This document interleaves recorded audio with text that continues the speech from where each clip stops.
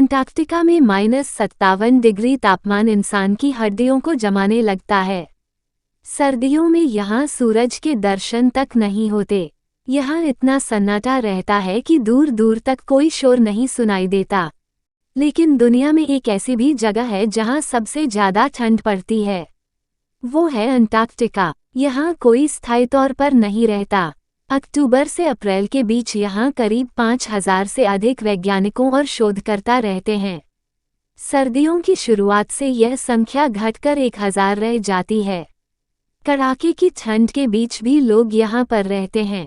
ऐसे में सवाल उठता है कि वो इतनी सर्दी कैसे झेल पाते हैं। आइए इसे जानते हैं। अंटार्कटिका में तेज तूफानी हवाएं चलती हैं। यह 140 लाख वर्ग किलोमीटर में फैला हुआ है।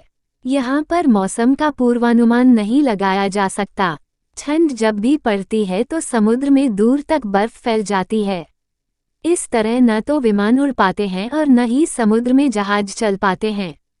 अंटार्कटिका में पेंगुइन पर फिल्म बनाने पहुंची wildlife cameraman Lindsay McCrae कहती है, जब एक बार आप वहां पहुंच जाते हैं तो बाहर निकलने का कोई आसान जरिया नहीं होता।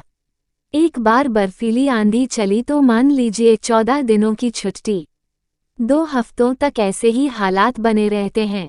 -57 डिग्री तापमान इंसान की हड्डियों को जमाने लगता है। सर्दियों में यहाँ सूरज के दर्शन तक नहीं होते।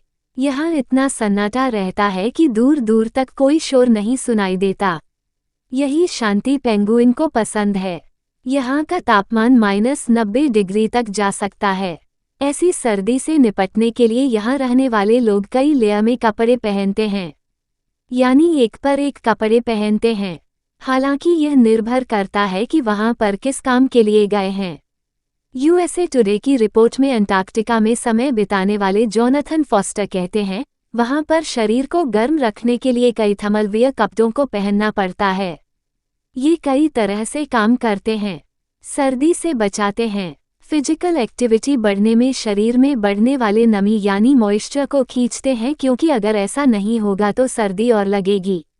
रिपोर्ट के मुताबिक कई लेयर वाले कपड़े बॉडी की हीट को बचाकर रखते हैं। यही वहाँ की सर्दी से निपटने का सबसे बेहतर तरीका होता है। सबसे बाहर पहने जाने वाले कपड़े विंड यानी हवा और वाटरप्रूफ होते हैं। लंबे दस्ताने और मोटे सोल वाले इंसुलेटेड बूट पहने जाते हैं। इसके अलावा स्कार्फ के कैप लगाना जरूरी होता है। वहीं खाने में सीफूड उपलब्ध होता है। यहाँ के कुछ हिस्से में लकड़ी से बने घर और बेस हैं। इसे ही रहने के लिए इस्तेमाल किया जाता है। रोज ऐसे ही वीडियो देखने के लिए हमारे YouTube चैनल को सब्सक्राइब करें और वीडियो को लाइक और शेयर कर दें।